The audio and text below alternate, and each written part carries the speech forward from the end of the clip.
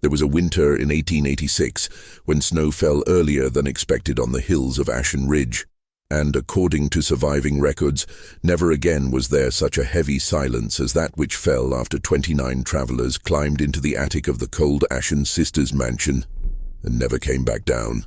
Before beginning, the narrator leaves a simple request for listeners, almost a whisper between ancient pages. Tell us in the comments which city you are watching from and what time it is there now. The case, preserved only in fragments, sketches, and scattered accounts, begins in the small rural community of Hollow Creek, a forgotten village nestled between narrow valleys and wind-hardened fields. At the time, about 80 families lived scattered in wooden cabins, sloping barns, and isolated farms. The place was poor, but it followed its own rhythm, a mixture of hard work, quiet religiosity, and the constant feeling that winter always came too early. Among the oldest records are frequent mentions of the Cold Ashen Sisters, 2 women whose presence marked the region with the same force that ice marked the ground. They were known as Margaret Ashen, the older sister, and Eliza Ashen, 3 years younger. Both lived in a large house left to them by their father, a traveling merchant who had died of pneumonia 2 years before the collective disappearance. The house had 3 floors and an attic at the top, which, according to neighbors, had been used by their father to store boxes of merchandise, tools, and accounting books. But after his death, the attic became a space that no one saw anymore. The narrow, dust-covered windows barely let any light in. Local records described the sisters as reserved. They were not considered hostile, but they did not participate in community life either. They attended Sunday services, but always sat at the back of the small church, leaving before everyone else got up. They dressed soberly, dark clothes, no adornments, and spoke little. Those who talked to them often mentioned the same 2 characteristics: the gentle way they looked at the person they were talking to, and their habit of keeping their hands crossed in front of their bodies, as if they were always waiting for something. The sisters' property was on the eastern edge of the village, in a stretch where the soil became rockier and the vegetation sparser. The roof of the large house, made of worn boards, always seemed damp, even in the driest months. On the way to the house, one could see pieces of an old, broken fence and a small, abandoned orchard where undersized apples ripened prematurely. The travelers who disappeared in 1886 were not residents of Hollow Creek. This is one of the most important and disturbing pieces of the case. They came from different regions. Some were merchants, others displaced workers, and still others small groups of families on the move. What the records suggest is that during a few weeks that winter, an unusual stream of people crossed the main road and somehow found temporary refuge in the sisters' house. What is known for certain from the diary of one of the men, found months later, frozen in a ravine near the road, is that Margaret and Eliza opened their doors to anyone seeking protection from sudden storms. The diary describes the lit fireplace, the smell of freshly baked bread, and the quiet hospitality with which the sisters offered shelter. But it also mentions something strange, something that would later deeply intrigue researchers and historians.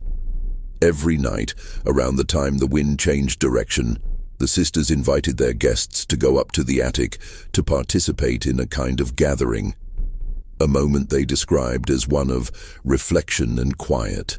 According to an isolated note in the diary, no one seemed to question it. And that simple phrase is one of the most unsettling for those who study the case to this day. The Hollow Creek community, for its part, seemed uninvolved. There are no records of residents visiting the sisters' house during that period. Only one surviving letter, written by a woman named Agnes Thorne, mentions seeing lights in the attic a few days before the disappearance. Dim lights, as if candles were fastened behind cloths. The letter ends with a puzzling sentence: "I have never seen so many strangers walking toward that house." The official documents are vague, but there is one piece of information that is repeated. On December 12, 1886, 29 travelers were seen entering the Cold Ashen Sisters' house. None of them were recorded as leaving. Only one additional note in the archives, almost illegible, written in ink that has turned brown, hints at something that would unlock the mystery. The last sound heard that night came from the attic. After that, nothing. And it is precisely this line that marks the beginning of the story, the point where the pages begin to fail. The testimonies contradict each other, and the silence of the sisters' house begins to dominate everything around it. The days leading up to the disappearance in Hollow Creek did not begin as a mystery story. They began like any harsh winter in a poor region, accustomed to enduring more than it could bear. That is precisely what makes the case so disturbing. At first glance, nothing seemed to foreshadow a tragedy, at least not clearly enough for anyone to have the courage to intervene. Road records indicate that, from the end of November 1886, the flow of travelers increased. Small traders, wagons with families, workers away from lumber lines and mining trails. Unexpected storms forced many to interrupt their routes. The simple inns near the larger villages were full, and those who were caught further away, already near Hollow Creek, had few options. Continue through the heavy snow, or accept shelter wherever possible. It was at this point that the Cold Ashen Sisters' house became a kind of makeshift refuge. A notebook attributed to a man named Thomas Bell, a seller of agricultural tools, describes in detail his first contact with Margaret and Eliza.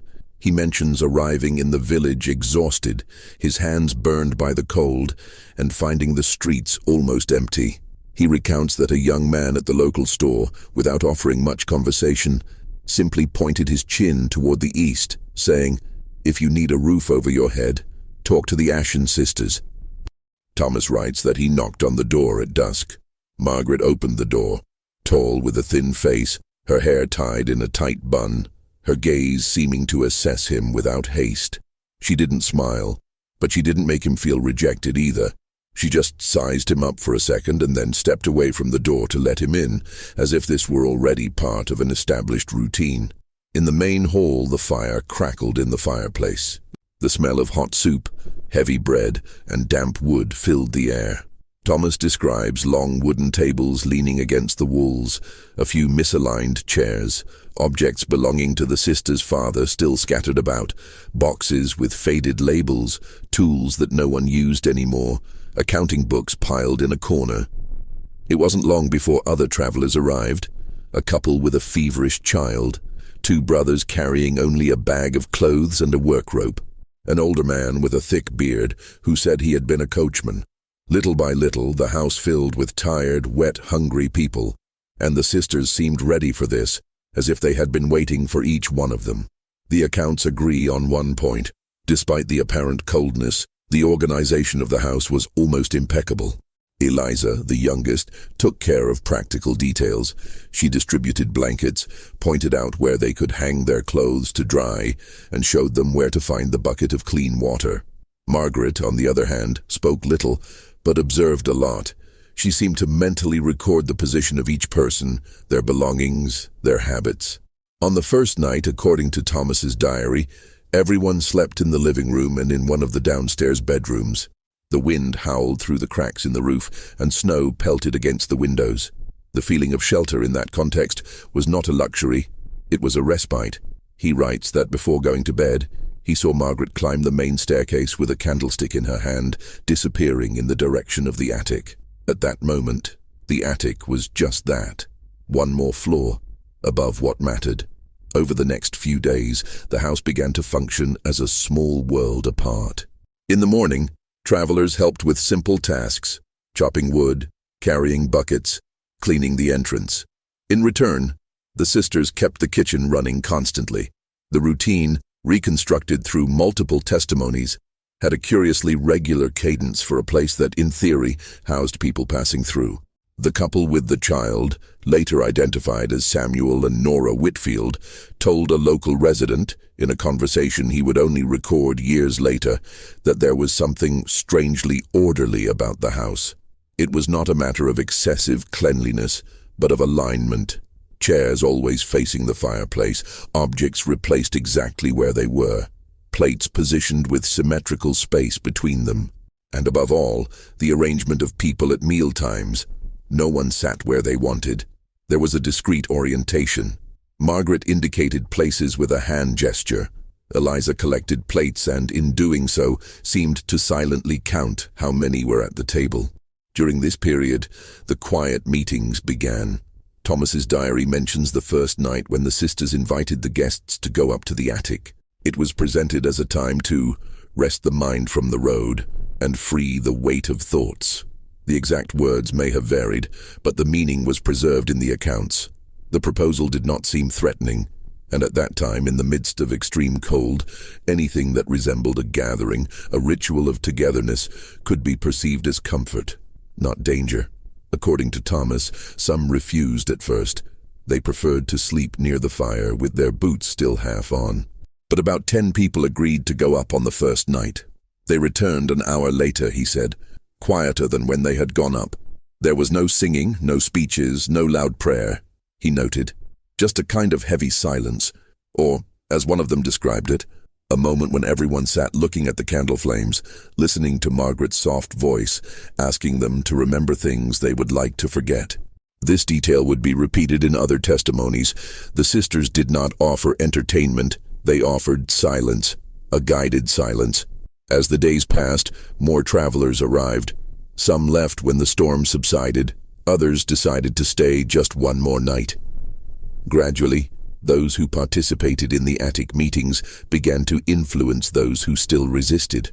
A woman, identified only as Ellen, described in a letter that, after going upstairs, the weight I felt on my shoulders shifted. It seemed to be deeper, but also quieter. This letter, kept by relatives and only found decades later, is one of the few direct testimonies of the feeling caused by those meetings. What intrigues historians is that the more people participated, the more the routine of the house adjusted to the schedule of the attic. Meals began to be served slightly earlier. Tasks were reorganized. At a certain point, everyone knew, without anyone having to announce it. When the wind changed direction and the flame of the lamp in the main room flickered twice, it would be time to go upstairs. During this period, the first signs that something was out of the ordinary, even by the standards of an isolated and religious community, also began to appear. One of the working brothers, Jonah Hale, reportedly commented to a neighbor a few days later that, up there, no one speaks their own name. According to him, one of Margaret's instructions was that, during their time in the attic, those present should forget who they were on the road. It was not allowed to mention origin, destination, or profession. It was a space, she said, without a past and without an after. In another entry in Thomas's diary, we read that, upon climbing up for the third time, he noticed something he had not seen before. Along the walls, there were faint marks on the wood, as if objects had been constantly leaning against the same height, in the same place. Nothing clearly abnormal, but enough to arouse in retrospect a sense of strangeness. He also mentions that, on the penultimate night, the attic windows were covered with thick cloths, preventing the candlelight from being seen from outside. Meanwhile, in the village, the sisters' house became the subject of whispered conversations, not as something threatening, but as something different. Residents saw groups of strangers coming and going, some carrying small suitcases, others with blankets over their shoulders. Agnes Thorne, the same woman who had mentioned the lights in the attic, records in her letter that one day she saw a line of men walking toward the house at dusk, their heads slightly bowed, as if they were entering a church, but there were no bells ringing. Amidst all this, Margaret and Eliza remained, in the eyes of those who observed them, unchanging. Margaret was more firm, controlling schedules, distributing glances that seemed to measure the guests' fatigue. Eliza took care of details, adjusting blankets, serving weak tea in different mugs, but always lined up on the table. There is no description of shouting, impositions, or threats. Their power seemed to lie in routine, and in the fact that no one offered a better alternative. The emotional connection that travelers established there was largely built on necessity. The cold, the fear of the road, the feeling of accumulated fatigue made many allow themselves to be led easily. And on a more subtle level, the idea of going up to an attic to leave heavy thoughts in a place where they could be forgotten had an almost irresistible appeal for people marked by loss and uncertainty. In retrospect, looking at the fragments, letters, and testimonies, the researcher notices a common thread. No one saw any clear danger. The strange was present, but diluted in the routine. A chair that never changed places. A schedule that became sacred without ever being called that. The silent demand that up there, everyone stay in specific positions, some sitting against the wall, others in the center, always with their backs to the stairs. The records stop shortly before the decisive night, but a final entry in Thomas's diary seems to mark the transition between everyday life and the abyss. Today, Margaret asked us all to go upstairs together. She said that with the storm intensifying, it would be better to go through the silence as a single group. Eliza turned off the lamps downstairs before we went up. For the first time, I felt that the house was not just sheltering us, it was waiting for us. It is precisely at this point that everyday life ceases to be just a sequence of cold days and becomes the antechamber of a collective disappearance. On the night of December 12, 1886, Hollow Creek seemed to have been swallowed up by winter itself. The temperature dropped so quickly that the water in the wells froze halfway, and the wind coming down from the hills made the houses creak like living structures. In the distance, the Cold Ashen Sisters mansion was just a dark spot against a gray, starless sky. And according to the few reliable records, it was on this very night that all the travelers decided or agreed to go up to the attic at the same time. Reconstructing that night is an exercise in emotional archaeology. No single account is complete, but together they form a kind of broken relief, where some parts emerge clearly and others remain buried. Thomas Bell's diary, found weeks later on a cliff, is the main source. Its last pages, however, are stained by moisture and haste. Still, what can be read there is enough to show that something definitive began in the hours before the storm reached the house. According to Thomas, around 6 in the evening, Margaret circulated among the guests with her usual calm, but this time repeating a phrase that he found strange. "We'd better go up early today." She didn't explain. She just said in a low voice that the wind was changing, and that it was important for everyone to go through the silence together. Thomas describes how she looked at each person, not with fear, but with a firmness that dispensed with argument. It was as if she were guiding an invisible ritual, one that everyone already knew, even if they didn't fully understand it. Eliza, meanwhile, extinguished the lamps in the hallway, leaving only the dim light of a candlestick on the staircase railing. This created a twilight that blurred the edges of the house. The flame moved with the wind that came in through a crack, and the glow seemed to pulse with the sound of the wood creaking in the cold. Before going upstairs, the travelers gathered in the main hall, sheltering from the gust that blew through the door whenever someone approached. Thomas noted that the smell of barley soup seemed stronger that night, as if it were the last hot meal we would have. Some whispered. Others stood motionless, arms crossed, as if trying to prepare themselves for something they couldn't name. At 7 o'clock sharp, according to one of the travelers' pocket watches, Margaret stood in front of the stairs. She did not climb them immediately. She stood there, watching everyone, as if she were a teacher counting students before starting a lesson. The silence in the hall was profound, and somehow intentional. Then she said, just once, "We will go up now." Thomas writes that no one hesitated. That is the most disturbing thing. There was no resistance, no discussion, not even an exchange of glances. As if, somehow, everyone was emotionally aligned with that order. He tries to explain the feeling in the margins of the page. The fear of the storm, the exhaustion of the road, the need to belong. Everything seemed to push us up the stairs. The group began to climb in single file, lit only by small points of candlelight. The sound of boots on wood was muffled, as if the air were denser than normal. With each step, the wind outside increased, and the entire house seemed to shrink under the pressure of the storm. Thomas noted that his nose felt sore, as if the air inside was colder than it should be. When they reached the top, the attic was as usual. windows covered with thick cloths, candles arranged in irregular circles, and a table at the back with jars, pots, and some objects belonging to the sister's father that no one else could identify. The floor was swept, but covered with drag marks, old trails of boxes that had been moved over the years. Margaret instructed everyone to arrange themselves as they had last time. This meant that some travelers should sit with their backs against the west wall, others against the east wall, and a smaller group would remain in the center, near the candles. It was always like this.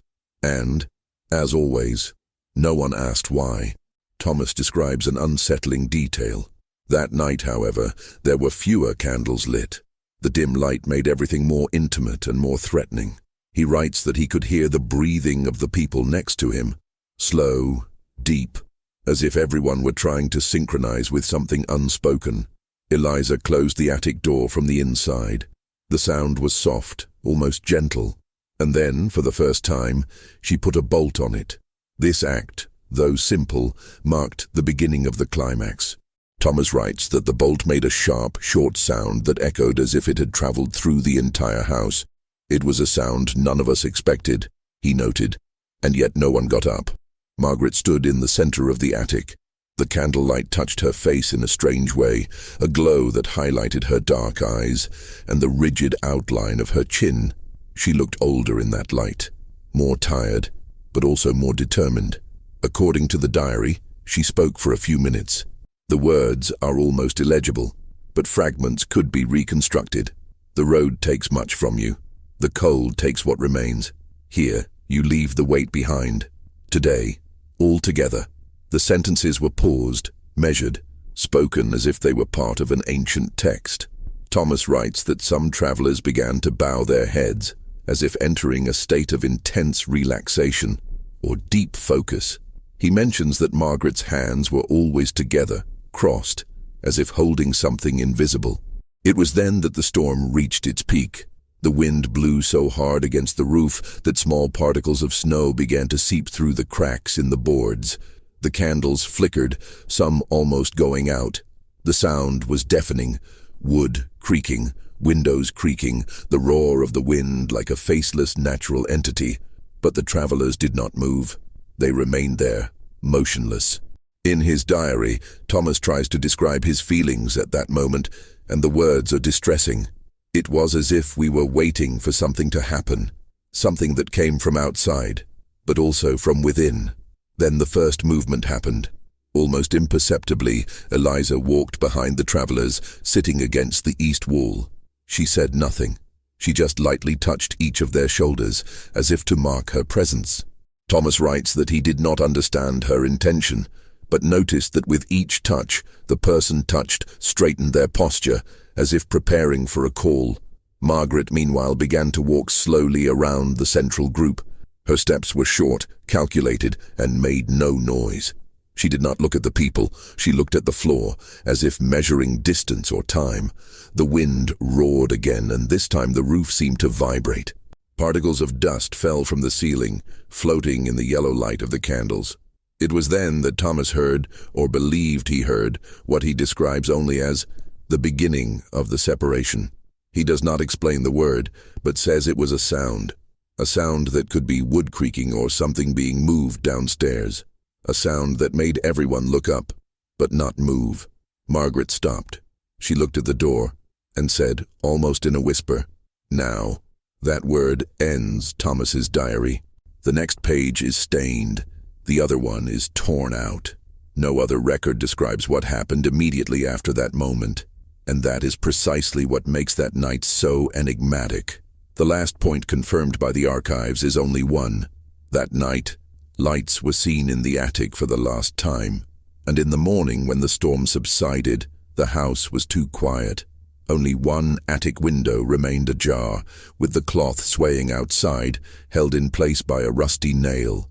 When day finally broke over Hollow Creek, the village seemed suspended in a kind of immobility that only extreme cold can impose.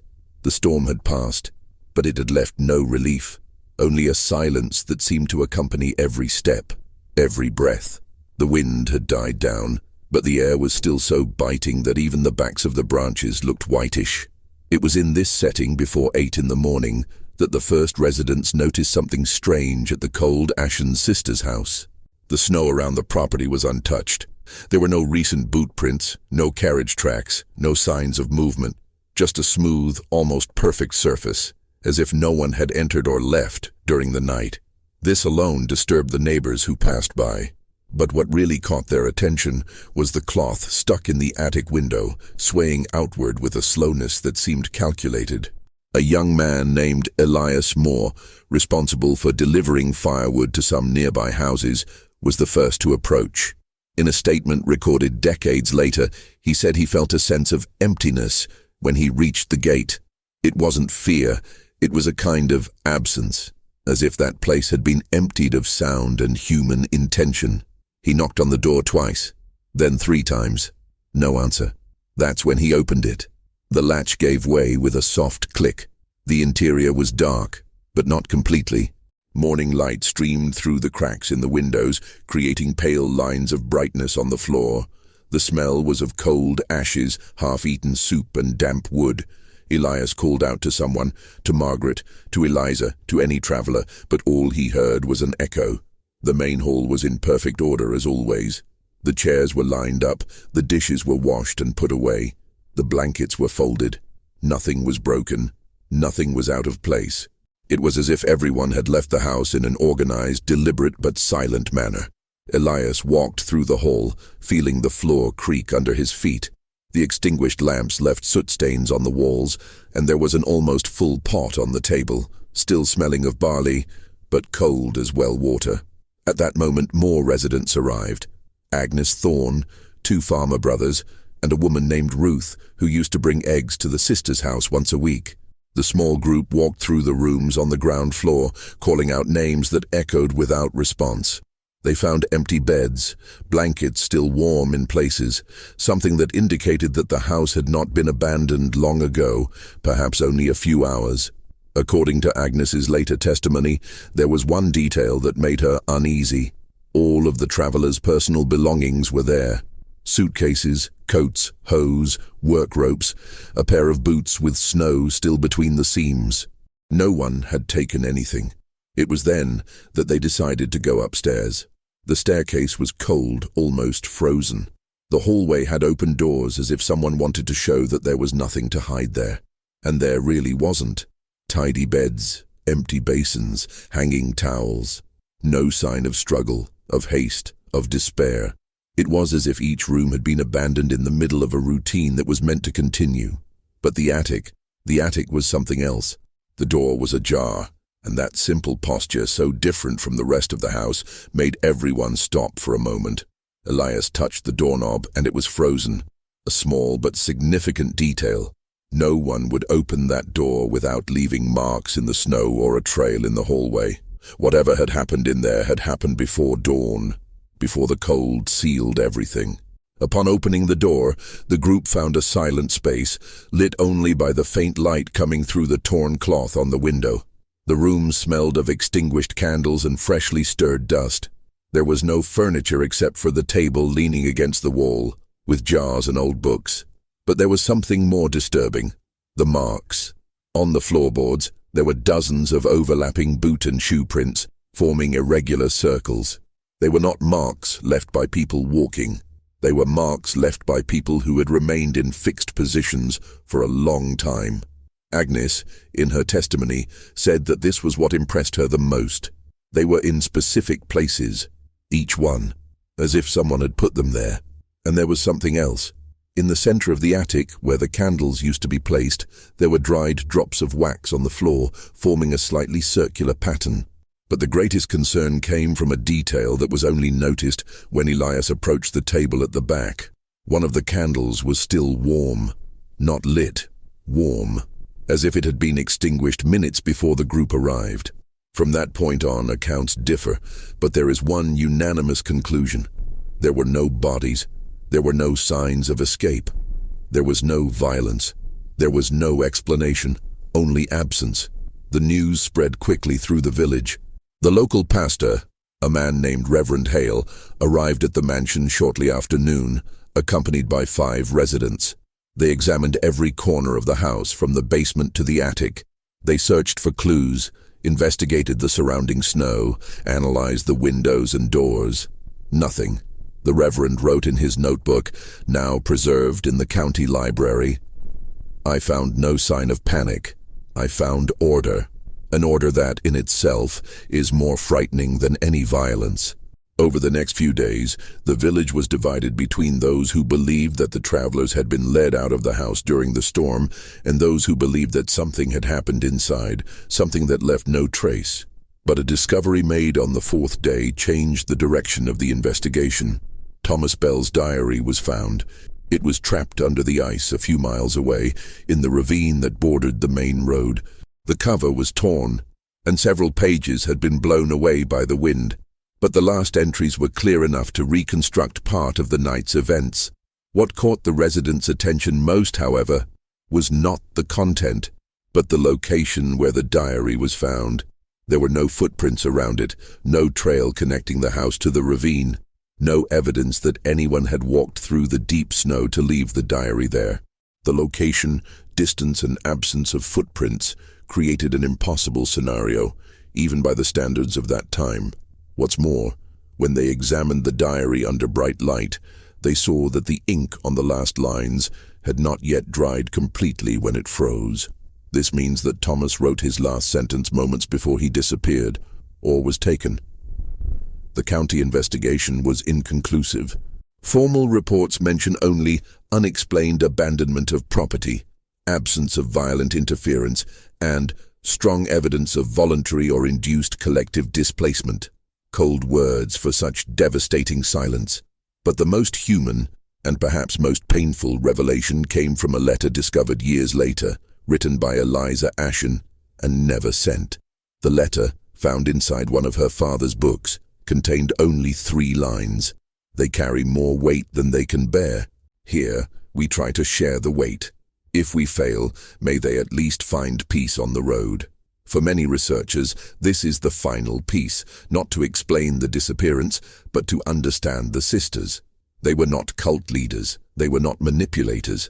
They were 2 isolated women, trying to create a space of emotional relief in a time of constant suffering.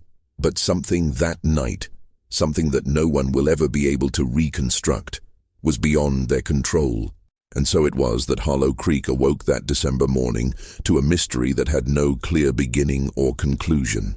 Just 29 absences, 29 interrupted stories, and an attic where perfect order made the size of the void even more evident. Decades later, when Hollow Creek no longer appeared on recent maps and the main road had been diverted far away, the case of the Cold Ashen Sisters and the 29 travelers remained stored in thick cardboard boxes in the silent basement of a small county archive.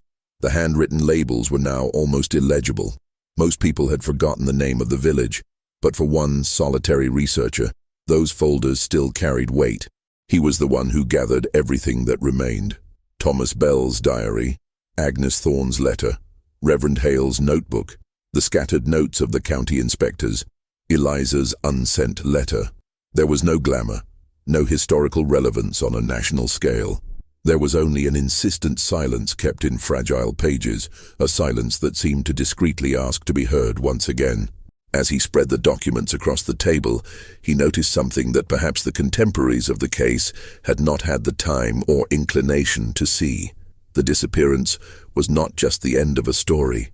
It was the slow result of an accumulation of fatigue, guilt, and loss that each traveler carried with them even before arriving at the sisters' house. In the indirect testimonies, in the marginal notes, in the interrupted sentences, there was a common thread. None of those people were exactly going anywhere. Many were running away from something. Others were postponing decisions. Some, like Thomas, simply let themselves be carried along the road, hoping that the next village would offer more than the previous one. When they arrived at that house on the edge of Hollow Creek, they found more than just physical shelter. They found 2 women who had decided in their own way to face a difficult question: what to do with the burden that others leave behind in their homes. The figure of Margaret, rigid and organized, seems to take on another dimension with the passage of time.